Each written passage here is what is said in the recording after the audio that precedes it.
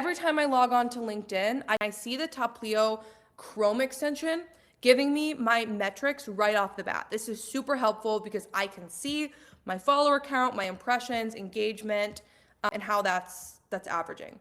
What I also really like is I can find my top performing posts in my network. So my method, I find what's working with other people, I recreate that for myself, and once it performs well, I repurpose it again and again and again and again. I really encourage you guys to repurpose, and it's honestly so easy. On Taplio, the Chrome extension, you can see other people's top performing posts. So I showed you guys the viral section where you can see in general, or you can look for certain keywords, look in your network of what's performing well. But if I'm inspired by someone, if I'm inspired by Jasmine, I can actually go to his page and see all of his top performing posts. If I'm inspired by Victoria, I can go to Victoria's page and see Victoria's top performing posts. And again, I can find patterns and recreate them on my own.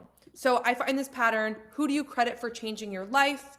Mine is Yasmin. I can go make my own post about one person that inspired me in my life.